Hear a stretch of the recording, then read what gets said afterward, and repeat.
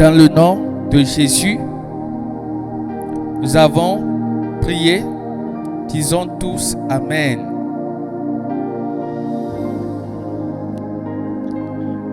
Je voudrais revenir sur le dernier sujet de prière que nous venons d'entendre. Ouvre ta bouche et dis à Dieu, bouleverse ma vie pour la gloire de ton nom. Bouleverse ma destinée. Fais quelque chose de nouveau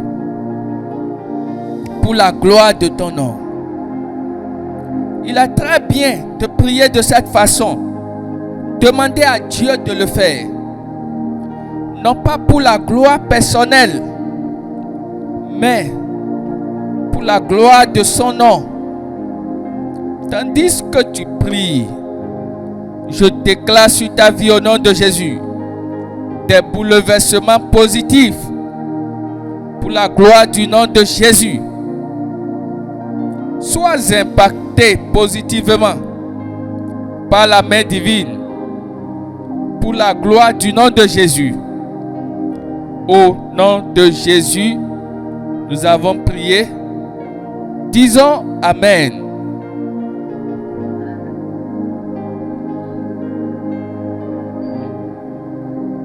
Amen. Aujourd'hui, le Seigneur m'a donné une vision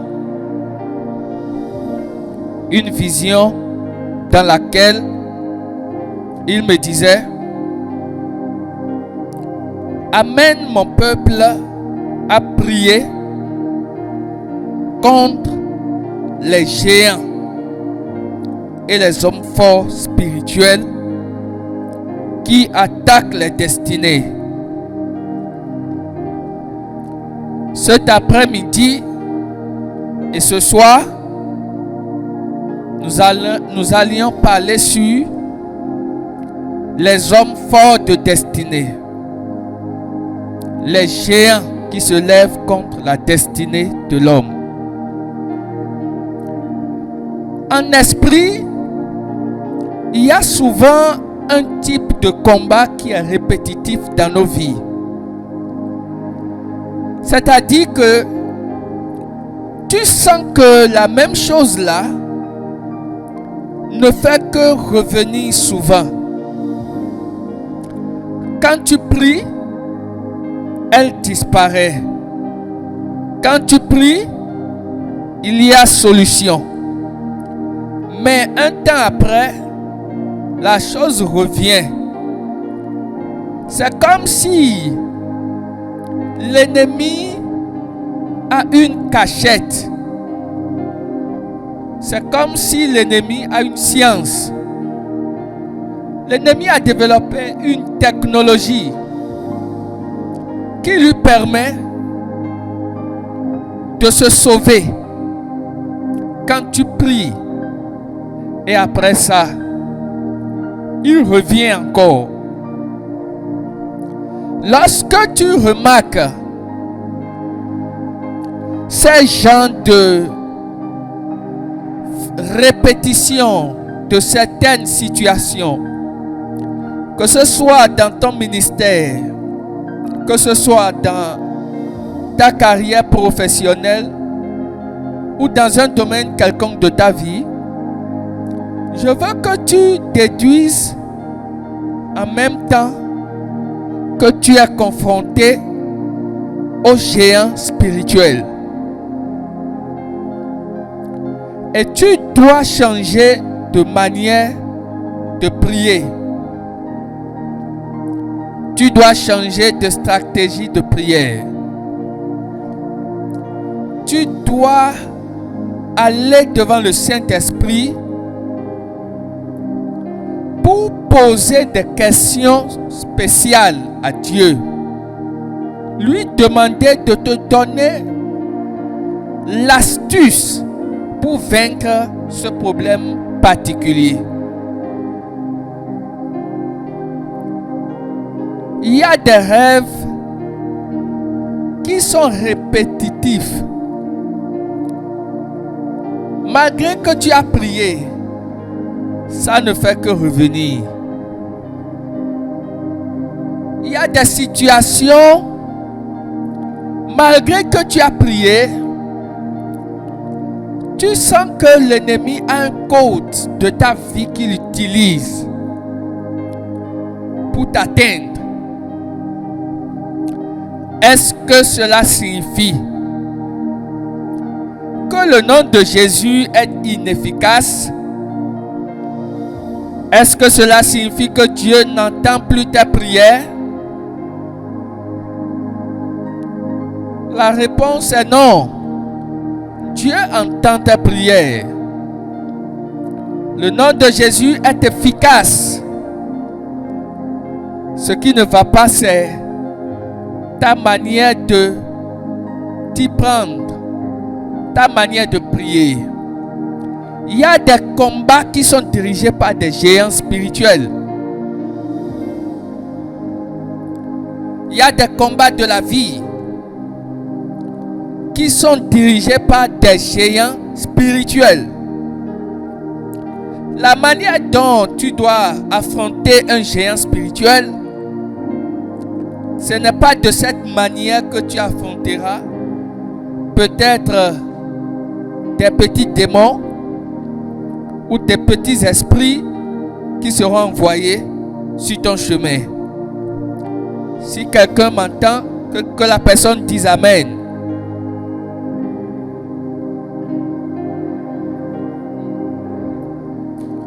Je parle ainsi pour dire à quelqu'un: ne te fatigue pas de stress en disant, malgré que je prie, il n'y a pas de changement.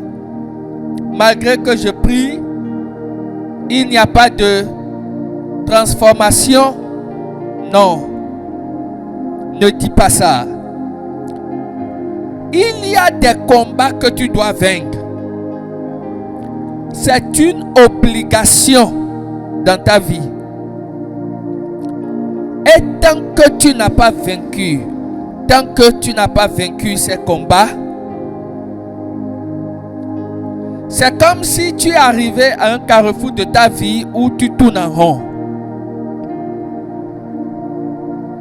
J'ouvre une parenthèse pour te dire ceci. C'est la victoire qui fait de l'homme un prince. C'est la guerre qui fait d'un homme roi. Si tu n'aimes pas la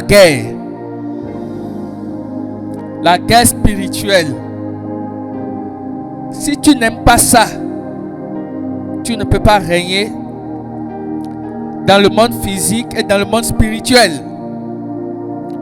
Nous sommes dans une jungle.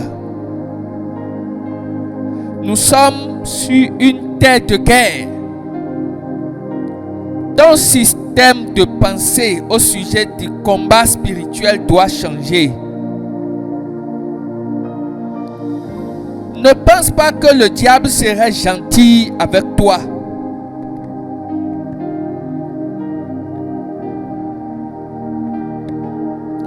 Il ne connaît pas de gentillesse. Il n'a pas d'amis. Ne pense pas que si tu ne pries pas aussi, le diable serait gentil.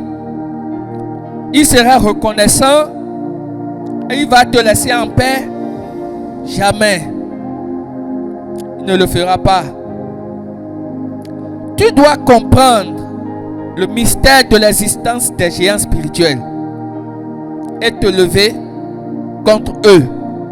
Amen.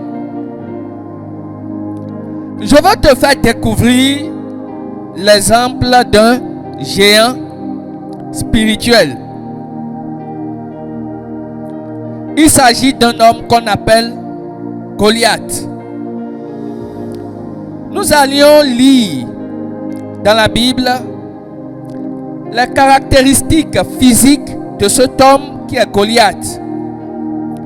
Et je vais te faire découvrir pourquoi on l'appelle géant spirituel. 1 Samuel chapitre 17. à partir du verset 1er. 1 Samuel 17 à partir du verset 1er. Mon frère, ouvre ta Bible, sois concentré.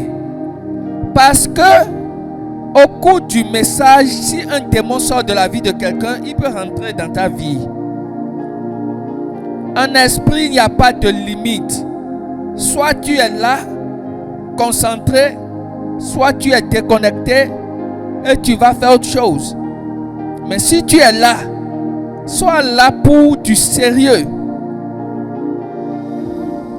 Ce n'est pas la foule qui compte, c'est ta délivrance qui est important.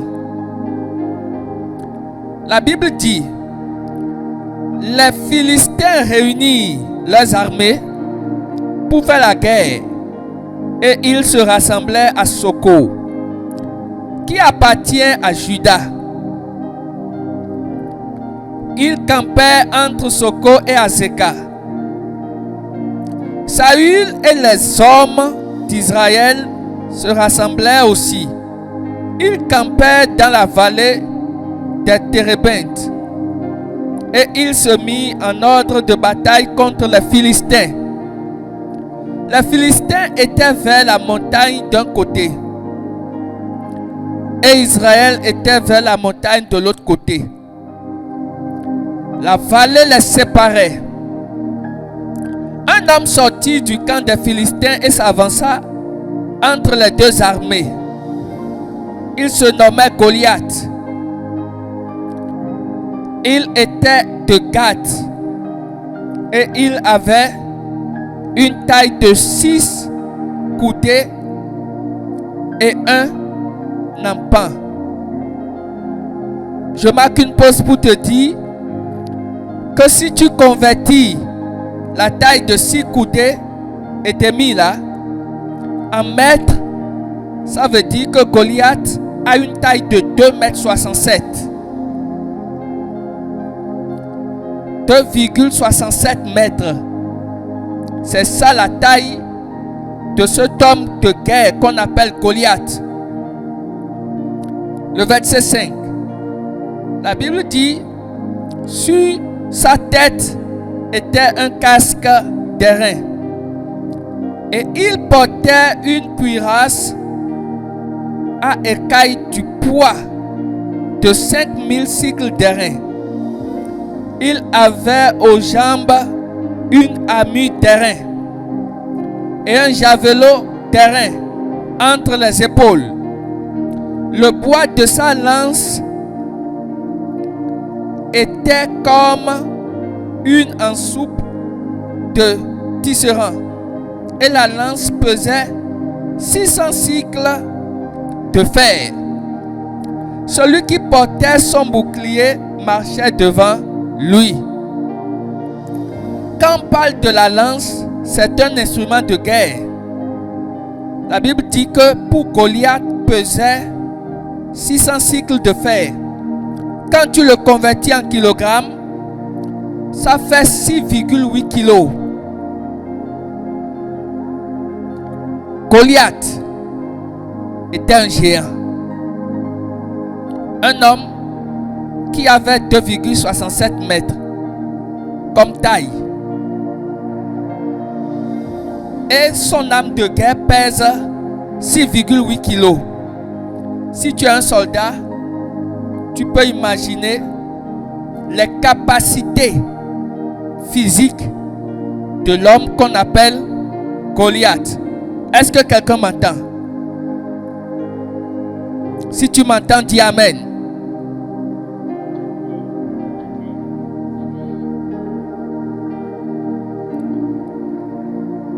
Maintenant, pourquoi Goliath est un géant spirituel? Quelle était la spiritualité de Goliath? Lorsque vous vérifiez dans l'histoire, Goliath est de la descendance des Néphilim. Qui est-ce qu'on appelle les Néphilim? Ce sont des hommes qui sont nés au travers d'un rapport sexuel entre les anges déchus et les femmes humaines que Dieu a créées. Vous allez me demander, mais comment un ange peut venir coucher avec une femme? Les anges sont dotés d'une capacité qu'on appelle la métamorphose, la capacité de la transformation. C'est avec cette capacité qu'un ange peut devenir un homme. Il peut devenir masculin comme féminin, homme masculin ou homme féminin. Il peut devenir homme ou femme. C'est pour ça que tu dois faire très attention quand tu te retrouves dans la même chambre avec un inconnu. Si tu es une jeune femme et tu aimes coucher avec les gens pour l'argent, tu vas coucher avec des néphilim sans savoir. Tu vas coucher avec des anges déchus sans savoir. Et lorsqu'un ange déchu vient coucher avec toi, ce qu'il fait en premier, c'est de te voler ta destinée prophétique. Ça, il n'y a rien à faire. Il te vole ça et il te donne une semence diabolique. Donc, Goliath est né de la race des gens qui sont nés de l'union entre des esprits et les humains. C'est le pourquoi tout le monde doit attendre une visitation divine au sujet de la spiritualité. Aujourd'hui, les gens ne comprennent pas comment Jésus, qui est esprit, qui est Dieu, est devenu un bébé dans le ventre d'une femme vierge qu'on appelait Marie. Ce sont des phénomènes spirituels. Tu dois aimer le prophétique pour que Dieu te révèle ces choses. Les anges sont des êtres géants spirituels. Ce sont des hommes de guerre, des esprits de guerre. Quand ils viennent déposer leur semence en toi, tu accouches des enfants qui ont leur système de pensée. Si un homme de Dieu prie pour toi et tu tombes enceinte, c'est mieux que tu voies un homme que tu ne connais pas coucher avec toi dans ton sommeil et quelques mois plus tard tu tombes enceinte. Il y a des gens qui ont des enfants, mais leurs enfants sont des démons. Ils sont des démons. L'esprit qui est dans l'enfant là, dans le corps là, c'est un démon. Il faut faire beaucoup attention au rapport sexuel. Quand tu vas coucher avec une femme qui n'est pas ta femme ou un homme qui n'est pas ton homme là, tu es en train de te livrer. Tu es en train d'exposer ta destinée prophétique à des touchés diaboliques. Et si tu fais naître des géants spirituels dans ta propre maison, estime-toi malheureux en même temps, pas heureux. Estime-toi en même temps malheureux. Parce que l'esprit avec lequel tu vis est un esprit destructeur. Dieu n'a pas créé la race humaine pour qu'elle couche avec des esprits. Pour souiller la vie de l'homme, les esprits aiment venir coucher avec les humains. Vous allez voir des femmes, elles sont belles. Il y en a plein sur TikTok qui sont des démons, ce sont des néphilim. D'autres sont des influenceuses. Il y en a qui sont des hommes qui sont des influenceurs. Si Dieu ne vient pas à ton secours, ils vont te séduire seulement et te donner la semence. Parce que le rêve du diable, c'est de remplir la tête des hommes qui sont des géants de sa race. Mais je prie au nom de Jésus que ces géants ne trouveront pas place dans ta maison au nom de Jésus.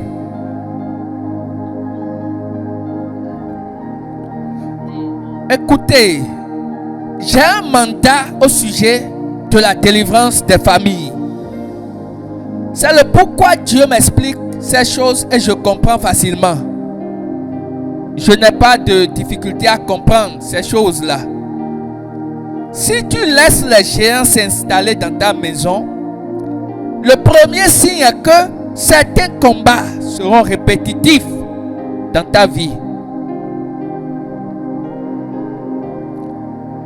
Le diable a tout fait pour que dans nos familles, il y ait des géants spirituels comme des Goliaths. Maintenant, est-ce que les géants ont toujours une taille comme Goliath, une taille physique de 2,67 mètres par exemple? La réponse est non. Ce que le diable fait, c'est de contaminer le système ADN de l'homme par sa semence.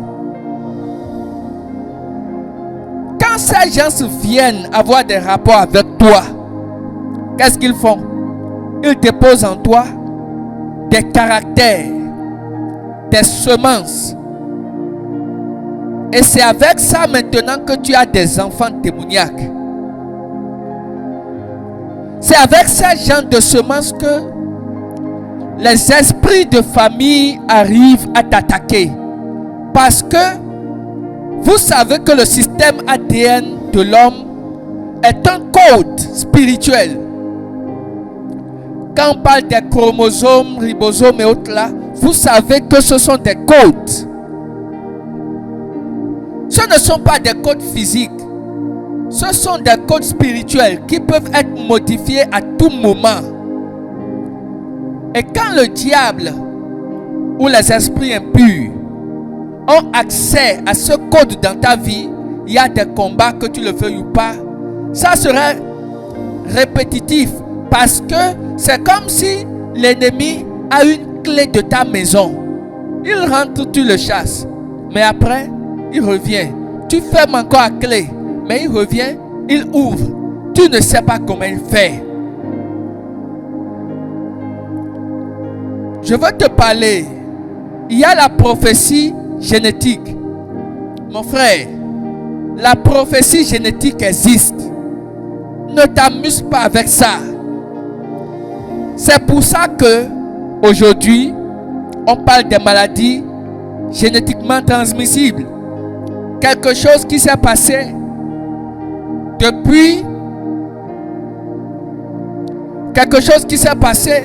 depuis combien de temps? 100 ans. On dit que toi, tu as cette maladie-là. La maladie de ton arrière-grand-père. C'est ça que toi, tu as développé. Tu essaies de comprendre. Les médecins te disent non, c'est la génétique. C'est ça. C'est une forme de prophétie que tu dois vaincre. Je prie Dieu que nous commencions tous à aimer le prophétique. Parce que c'est palpable. La chose est réelle.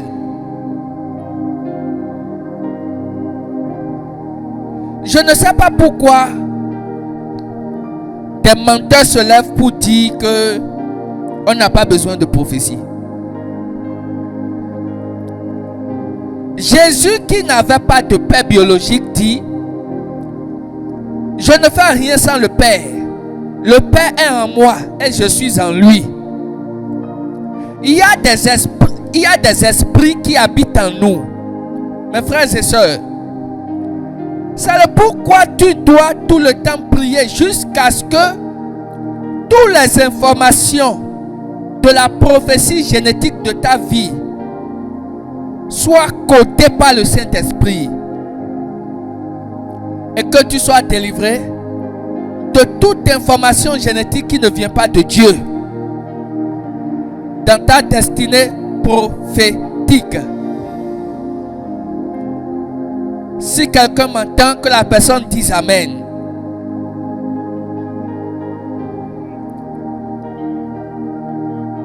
Mon frère, il y a des familles où tu vas voir que l'histoire de la maman finit toujours par se répéter dans la vie de toutes les filles. Si la maman n'est pas restée avec un seul homme, vous allez voir, un jour, sa fille qui était bien avec son mari va commencer à subir des douleurs et des difficultés. Pourquoi? Parce que il y a une information génétique qui dit: ta maman a connu 3 hommes. Tu dois aussi connaître 3 mariages. Et comme ça, ton nom est gâté. Ton nom est gâté et sera gâté. C'est pourquoi je vais vous dire, priez contre tout ce qui est hérédité spirituelle. Ça existe. Du jour au lendemain, ta femme devient comme une bandite à la maison. Elle t'insulte, elle te gifle, elle te fait tout. Va jeter un coup d'œil dans la vie de sa maman ou de sa tante. Tu vas connaître la vérité.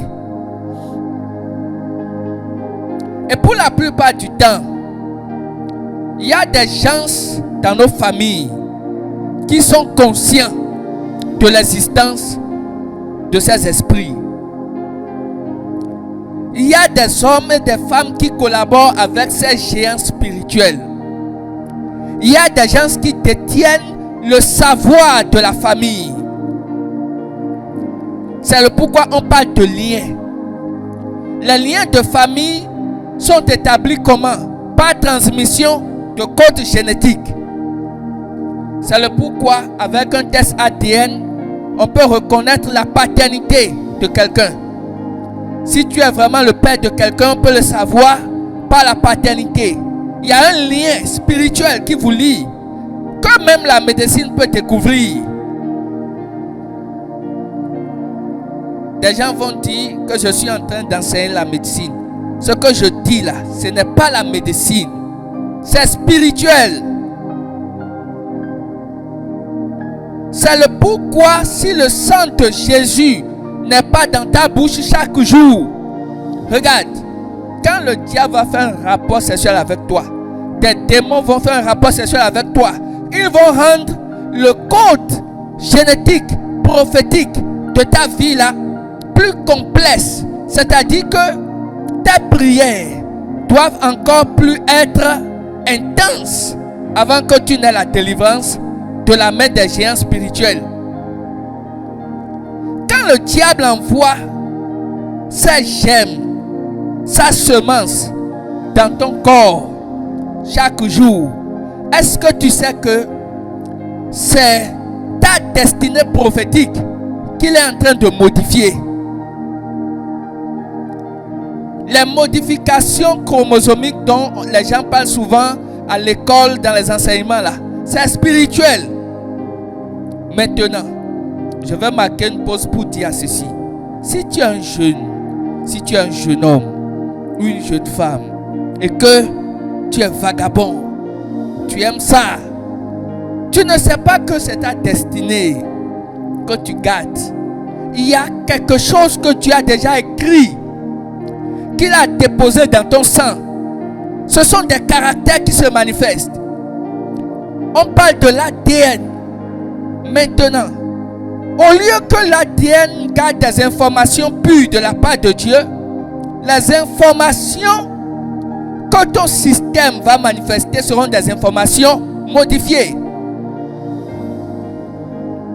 C'est comme ça que plusieurs personnes ont été modifiées. Je vais vous donner un exemple. Comment se fait-il qu'à un moment de la vie de l'homme, un garçon peut décider de devenir femme? Il y a eu une modification spirituelle dans sa destinée prophétique.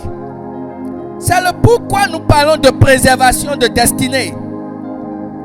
Si Dieu me donne ce thème, c'est pour garder des milliers de générations à venir. Parce que ce que le diable veut, c'est que tout le monde soit modifié. Tu ne seras pas modifié au nom de Jésus. Tu ne peux pas naître garçon et devenir fille du jour au lendemain. Comment on peut expliquer ça? Et les hommes ont l'habitude, les médecins vont t'injecter des hormones, des produits, des médicaments pour modifier ton système. Vous allez voir des hommes qui ont des fesses comme si c'est une femme. Hein? Et c'est le médicament qui a causé ça. Quelqu'un n'a qu'à se délivrer. Quelqu'un n'a qu'à se libérer en esprit. On ne doit pas voir ces choses dans ta destinée prophétique au nom de Jésus. Aucun de tes enfants ne deviendra fille s'il était garçon. Au nom de Jésus.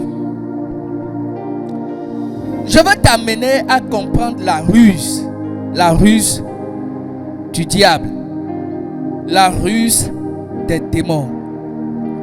Ils ont tellement agi sur le code prophétique de l'ADN de l'homme que, en esprit, ils ont vu qu'il y a des gens qui sont forts. Donc, il faut amener la chose dans le monde physique. Et maintenant, inviter les jeunes gens.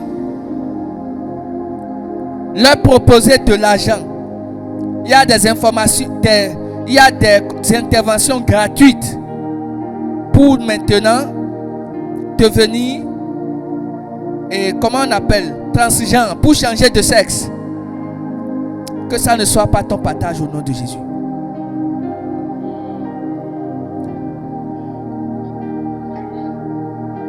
Si vous venez à Abidjan, ils sont là. À Cotonou, ils sont là. En Europe, ils sont versés là-bas. Ils sont versés partout. C'est l'œuvre de la modification génétique. Tu dois détester ça. Tu dois haïr ça. Il n'y a pas la crainte de Dieu dedans. Dieu m'a dit, parle de ma crainte à mes enfants. Chers frères et sœurs, développez la crainte de Dieu. C'est la première arme que vous utiliserez pour vaincre les géants de la terre. La crainte de Dieu. Si tu n'as pas la crainte de Dieu, ça ne marchera pas. C'est seulement avec la crainte de Dieu que tu peux dire à tes enfants, on ne couche pas avec quelqu'un qui est de même sexe que soi. Aujourd'hui, c'est terrible. Tu vas voir grand frère qui couche avec petite soeur. C'est pas bien. C'est maléfique. C'est l'œuvre des géants spirituels. Il faut t'en délivrer. Sinon, tu vas finir ta vie malheureux sur la terre. Mais non seulement malheureux sur la terre, tu n'auras pas de paradis avec Dieu. Que quelqu'un prenne conscience de ces choses et revienne sur le bon chemin au nom de Jésus. Comme je le disais hier, quelqu'un m'a dit de vite quitter là où je suis là pour venir au Canada. Je lui ai dit, j'ai entendu. Je ne suis pas pressé d'aller en Europe. Jamais. Je ne suis pas pressé. Parce que il y a un esprit que je vois que les autres ne voient pas, qui est là-bas. Si tu envoies tes enfants à l'étranger sans bâtir la crainte de Dieu dans la vie, tu es en train de la ruiner. En Afrique, c'est mieux. Mais là-bas, ils sont versés. Quelqu'un doit vaincre les géants spirituels au nom de Jésus. Cet homme qu'on appelle Goliath, un géant spirituel, quel est son système de pensée? Quel est le système de pensée des géants spirituels? Qu'est-ce qui les amène à répéter leurs assauts dans ta vie? Leur système de pensée, c'est le système de la vengeance. Pourquoi certains combats de famille se répètent dans ta vie? C'est parce qu'il y a la vengeance. Ils sont des esprits de guerre. Et toi, mon frère chrétien, regarde comment la Bible décrit le géant spirituel qui te fatigue. Tu as prophétisé, tu as libéré des paroles de foi, tu as tout fait, ça n'a pas marché. Ils sont des esprits de vengeance, des esprits têtus. Je dis aux gens, se marier sur cette terre-là, vous pensez que c'est un jeu, c'est un amusement. L'esprit dont on parle là, il ne connaît pas bishop, il ne connaît pas pasteur ni apôtre. Même si tu es bishop, s'il te saisit, tu vas commettre l'adultère jusqu'à tu seras fatigué. Tu vas voir toutes les filles, regardez, il y a un esprit qui combat les hommes de Dieu.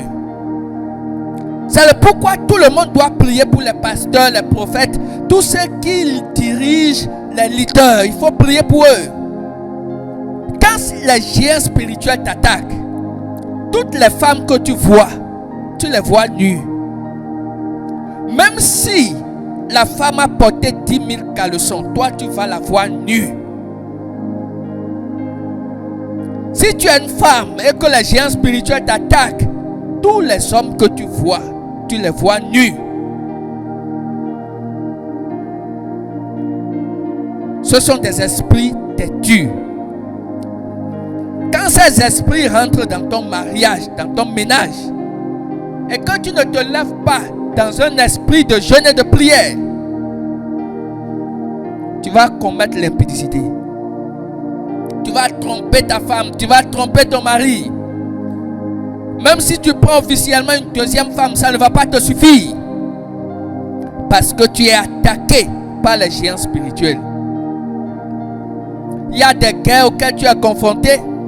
Au lieu de prier, tu t'en prends à ton mari, à ton mari ou à ta femme. Non. Ce n'est pas ton mari. Ce n'est pas ta femme. C'est le géant spirituel. Plusieurs d'entre vous, vous voyez des géants dans vos rêves, dans vos visions, ainsi de suite. Mais quand vous vous levez, vous ne faites rien. Il faut s'approcher du Saint-Esprit pour dire, cher Saint-Esprit, j'ai fait toutes les prières que je pouvais. Maintenant, le mal est toujours là. Que faut-il faire?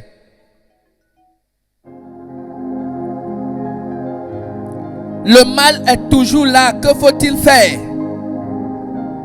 Je veux que cet après-midi là, quand on va finir la prière, que tu amènes le géant de ta vie devant le Seigneur. Ils sont à la base de la plupart des combats spirituels. La plupart des combats de destinée. Ils sont à la base de ça. Tu vas voir une femme qui est sur le point de se marier, se lève subitement pour dire, je ne veux plus me marier. C'est comme si il y a une folie qui est rentrée dans sa vie. On lui dit tout, il dit je ne veux plus. Je dis souvent que l'exemple du mariage est palpable. Tout le monde comprend ça, c'est simple. Quand tu as un combat dans ton mariage là, toi-même tu sais qu'il y a combat vraiment. Ça là, personne ne peut le cacher ni le renier. Les géants spirituels. Quand tu es une femme, tu veux te marier et qu'un homme s'entête pour t'épouser. On gâte toutes ses affaires. Ces géants détruisent ses activités, détruisent ses relations, libèrent le rejet sur lui. Parce qu'ils disent, la femme là n'a pas le droit de recevoir la dot et se marier. Et même quand tu te maries, il continue toujours de se lever. Vous allez voir des hommes de Dieu qui vous disent, non, pourquoi toujours vous parlez des esprits de famille, ils sont vaincus par Jésus, c'est fini. Or, dans leur propre famille, il y a des problèmes de géants spirituels. Il y a des problèmes de géants spirituels qu'ils camouflent. Si tu as un problème, ne camoufle pas. Parle-en pour recevoir de l'aide. Si l'onction de Dieu ne se lève pas pour t'aider dans le combat des géants spirituels, c'est pas une affaire où on te dit de jeûner aujourd'hui, tu dis non, il jeûne trop, ce n'est pas par le jeûne et pas la prière. Non, c'est le Saint-Esprit qui fait tout. Mon frère, au grand carrefour de ta vie, Dieu même va croiser les bras pour te regarder. Si tu ne peux pas te lever et être sérieux en face d'un esprit qu'on appelle géant, Dieu lui-même va te regarder. Quelqu'un doit être libéré de la nonchalance. La Bible dit que Dieu parle tantôt d'une manière, tantôt d'une autre. Et l'on n'y prend point garde. Il y a un temps pour faire la guerre, il y a un temps pour faire la paix. Quand Dieu te dit, lève-toi pour faire la guerre, tu ne veux pas. Le petit géant là va devenir un grand géant plus tard dans ta vie. Ce sont des choses que tu aurais aimé entendre il y a 10 ans passés pour savoir mieux faire un choix. J'ai dit la dernière fois, priez pour vos partenaires, vos maris, vos femmes, priez pour eux. Sinon, le jour où le géant va se saisir d'eux, vous n'allez pas pouvoir supporter. Parce que quand il rentre pour sortir là, c'est difficile. Il porte une semence maléfique, destructrice. Amen. Les géants spirituels. Maintenant, le géant spirituel, quand tu connais son système de fonctionnement, avoir la délivrance sur ses œuvres te devient facile. C'est le pourquoi le géant spirituel doit être affronté avec un esprit de guerre. Quand on dit esprit de guerre, ça veut dire quoi? Tu es conscient de quand est-ce que la bataille a commencé. Mais quand ça va prendre fin, tu ne sais pas. Tu fais tout sur la base de l'instruction que le Saint-Esprit te donne. Amen. Il y a des combats qui vont durer 2 ans dans ta vie. Il y a des combats qui vont durer 3 ans. Il y a des combats qui vont durer 4 ans dans ta vie. N'aie pas peur de la durée. C'est un géant spirituel que tu dois vaincre. Et si tu abandonnes le combat, c'est en ce moment que tu lui donnes la force de te surmonter. Ce que je te dis aujourd'hui est applicable dans tous les aspects de ta vie. Même dans ton travail, au boulot, quand tu sens qu'il y a un géant qui ne veut pas te laisser en paix, lève-toi aussi pour la guerre. Les gens ont l'habitude de dire, celui qui veut la paix prépare la guerre. Tant que tu ne deviens pas un sujet de terreur pour le géant spirituel de ta vie, il ne te laissera pas tranquille. Il viendra toujours discuter les terres, les territoires de ta vie. Et c'est là où je veux en venir. Préserver les territoires de sa vie. en manifestant une totale domination sur les géants spirituels. Ta domination en Jésus doit être authentique. Si tu ne sais pas manifester la domination spirituelle qu'il y a en Jésus, tu ne peux pas vaincre un géant spirituel. Parce que ton implication est demandée. Il faut que tu t'impliques. Même si d'autres personnes prient pour toi, t'aident dans la prière, tu dois le plus t'impliquer. Personne ne peut prier pour ton mariage mieux que toi-même.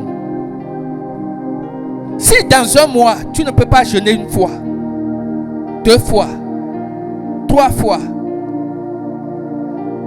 Dieu t'aide à entendre parler des ministères qui jeûnent et qui prient. Tu les insultes encore. Comment tu vas t'en sortir?